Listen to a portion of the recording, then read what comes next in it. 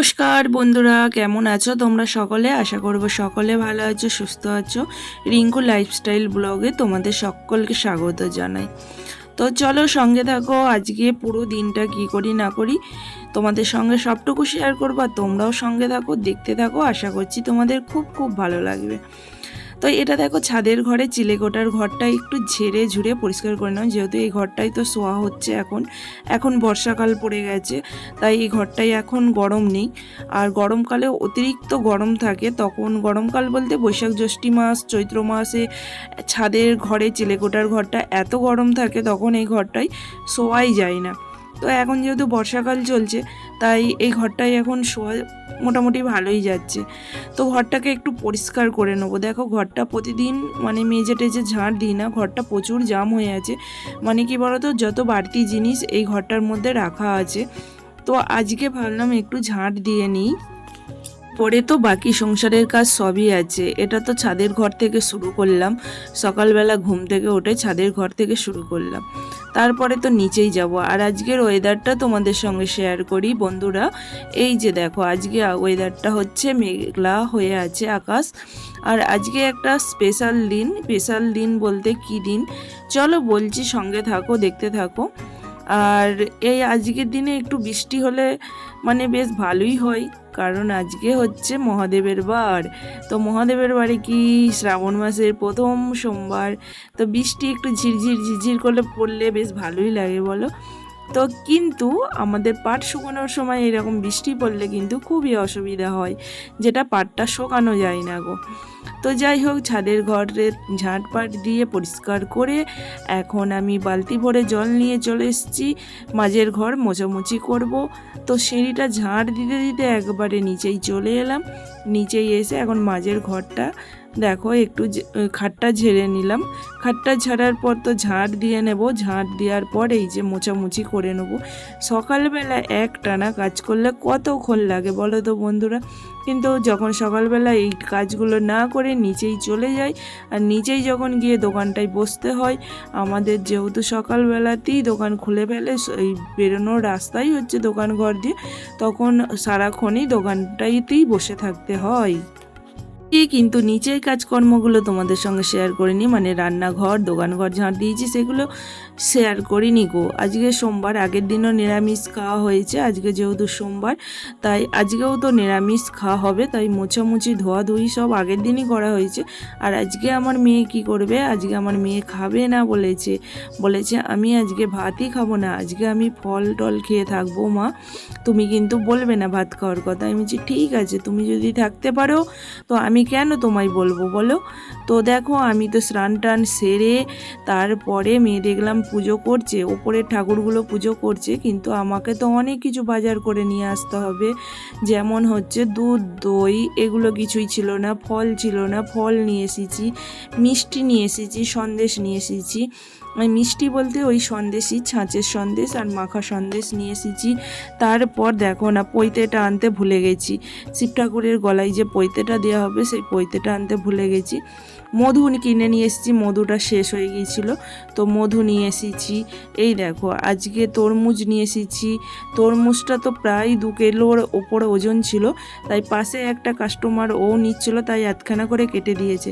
এতটা তরমুজ নিয়ে এলে আমার ওঠে না গো, বাড়িতে 3টে মানুষে 2 কিলো 2.5 কিলো ওজনের তরমুজ নিয়ে এলে ওঠে না গো। মেয়ে তো খাবে একটুখানি।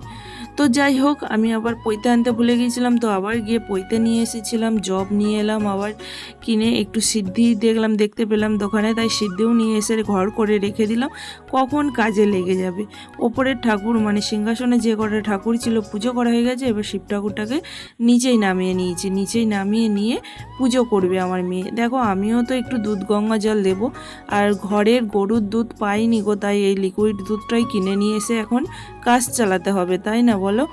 তো চলো এখন এই লিকুইড দুধটা কাটবো, দুধ গঙ্গা জল দেবো। আর আগের দিন আমি বিকেলবেলা গিয়ে ফুল বেলপাতা, ফুলটা নয় বেলপাতা, তারপর বেল আগন্দ ফুল সব নিয়ে এসেছি, কারণ সকালবেলা উঠে আমি ফুল পাবো না, আগন্দ ফুলও পাবো না। আর বেলপাতা সোমবার দিন ভাঙতে নেই, মানে বেলও ভাঙতে নেই, বেলপাতাও ভাঙতে নেই গাছ থেকে, তো সেটা আগের দিনই নিয়ে আসতে হয়। আর আমার মেয়ে এখানে পঞ্চামৃত বানিয়েছে। পঞ্চামৃত কী দিয়ে বানিয়েছে চলো তোমাদেরকে বলি। প্রথমে দিয়েছিল তোমার পঞ্চামৃতর মধ্যে দিয়েছিল দই দিয়েছে, দুধ দিয়েছে, ঘি দিয়েছে, মধু দিয়েছে, আর শর্করার মধ্যে দিয়েছে চিনি। তো এই 5টা জিনিস দিয়ে পঞ্চামৃত বানিয়ে তারপরে শিব ঠাকুরের মাথায় দেওয়া হলো। তারপরে ঘি মধু মাখিয়েছে। তারপরে এই যে দেখো ফল একটু থেতো করে দিয়েছে। ফল দিলে একটু তুমি ভালো ফল পাবে। সব কিছুরই দেওয়ার মধ্যে কিছু না কিছু একটা ফল পাওয়া যায়। তারপরে আজকে প্রথম সোমবারে শিব ঠাকুরের মাথায় আতপ চাল দিতে হয়। অনেক কিছু নিয়ম আছে, তো অনেক কিছু নিয়মের মধ্যে এই সব নিয়মগুলো কিছুটা হলেও পালন করতে পারছি। দেখো সবাই তারকেশ্বর যায় মাথায় জল ঢালতে, শিব ঠাকুরের মাথায় জল ঢালতে। সেই শ্যাওড়াপুলির ঘাট থেকে জল নিয়ে তারকেশ্বর যায়। হেঁটে গিয়ে পরিশ্রম করে পেটে ক্ষুধা, তারপর হচ্ছে কঠোর পরিশ্রম করে গিয়ে শিব ঠাকুরের মাথায় গিয়ে জলও ঢালা যায় না গো। আমার মনে হয় এর থেকে ঘরে বসে ঘরে শিব ঠাকুরকে তারকেশ্বরের মহাদেবের নাম করে তুমি ঢালো, জল ঢালো, তোমার তারকেশ্বরেরই মাথায় শিব ঠাকুরের মাথায় জল ঢালার ফলটা তুমি কিন্তু ঘরে বসেই পেয়ে যাবে, তাই না? বলো বন্ধুরা, তোমরা কি বলো এই যুক্তিতে? এই শরীরকে কষ্ট দিয়ে, আত্মাকে কষ্ট দিয়ে কোনো লাভ নেই বন্ধুরা। বাড়ির পুরুষ মানুষ সে তার নিজের কাজে ব্যস্ত। দেখো এগুলো আমাকে একা হাতেই এই সমস্ত কিছু জোগাড় করতে হয়। তাই আমি আগের দিন থেকেই সমস্ত কিছু জোগাড়জাত করতে শুরু করে দিয়েছি। আমি আমার বরমশাইকে একটা জিনিসও আনতে বলি না গো, কারণ হচ্ছে ও পুরুষ মানুষ, ওর নিজের কাজ নিয়ে ব্যস্ত থাকে, ওর সময় নেই। তাছাড়া বললেও আনবে না, ওর নিজের কাজ নিয়ে এতটাই ব্যস্ত থাকে। তাই আমি ওকে বলি না গো যে এটা এনে দাও ওটা এনে দাও। অন্য অন্য বাড়ির পুরুষ মানুষরা দেখবে সমস্ত কিছু জোগাড় করে দেয়, কিন্তু আমার ক্ষেত্রে সম্পূর্ণটাই আলাদা, সবটা আমাকেই জোগাড় করতে হয়। তো আমিও একটু দুধ গঙ্গা জল ঢাললাম। ঢালার পর এই যে শিব ঠাকুরটাকে ভালো করে পরিষ্কার করে নিলাম। হ্যাঁ, শিব ঠাকুরটাকে দুধ গঙ্গা জল দই টই যাই ঢালো না কেন, ঢালার পর ভালো করে কিন্তু পরিষ্কার করে নেবে। আর ঘি মধু মাখানোর পর দেখো শিব ঠাকুরটা কি সুন্দর চকচক চকচক করছে, তাই না? ঘি মধু মাখালে শিব ঠাকুর অন্য রকমই একটা কালার চলে আসে। তো যাই হোক, আকন্দ ফুলের মালা, বেল পাতায় চন্দন লাগিয়ে দেওয়া, পইতে দেওয়া, এই যে বেল দিলাম। তারপরে এখানে তো ফল দেওয়া হবে, ফল মিষ্টি সমস্ত কিছুই দেওয়া হবে। আর নন্দীকেও দেওয়া হবে, নন্দীকে তো আগে দেওয়া হবে। তো আমাদের শিব পুজোটা কেমন লাগলো কিন্তু অবশ্যই কমেন্টস করে জানিও। যদি কোথাও ভুল হয়ে থাকে তোমরা কিন্তু কমেন্টস করে জানিও। মানুষ মাত্রই ভুল করে থাকে, আমরা মানুষ, আমরা কিন্তু সব কিছুর নিয়ম কিন্তু জানি না। তো তোমরাও যদি কোথাও কিছু একটু জেনে থাকো অবশ্যই কিন্তু কমেন্টস করে জানিও বন্ধুরা। শিক্ষার কোনো শেষ নেই, শিখতেই আমাদের ভীষণ ভালো লাগে। যত শিখবো মানে যত দিন যাবে তত সব কিছু শিখতে হয়। আমরা কি জানতাম এত কিছু? তো এখন দেখো ফোনের যুগ চলে এসছে, ফোন দেখে দেখে এখন কিন্তু অনেকটা মানে 5টা মানুষের 5 রকম নিয়ম দেখে দেখে অনেকটা কিন্তু শিখেছি। আগে কিন্তু এত কিছু নিয়মকানুন জানতাম না। তো আতপ চাল দিয়ে দিল, বেশিরভাগটা মেয়েই পুজো করলো। মেয়ের ভক্তি দেখে আমারও মানে কি বলবো ভক্তি চলে আসছে, এত ভক্তি ভরে ও পুজো করে শিব ঠাকুরকে। তারপরের দিন মঙ্গলবারও আছে, মঙ্গলবার দিনও ও বজরংবলীর পুজোটা যা মানে যেরকম পারে সেরকম টাইপের করে। তো এখানে ফল মিষ্টি দিয়ে সব রকম পুজো করালো। আর আমি তখন দুধ গঙ্গা জল ঢেলেছি। তো পরে আমি আবার একটু ফুল বেলপাতা দিয়ে আবার শিব ঠাকুরটাকে একটু পুজো করলাম। ধূপ ধুনো সব কিছুই দেখানো হলো, ধূপ প্রদীপ দেখানো হলো। আর আমি এখানে ধুনো এখন ধরাতে দিচ্ছি। আসলে কি বলো তো, ভিডিও করছিলাম বলে ধুনোটাকে ধরাতে দেওয়া হয়নি গো। তো এখন আমি এই যে ধুনো একটু ধরাতে দিচ্ছি।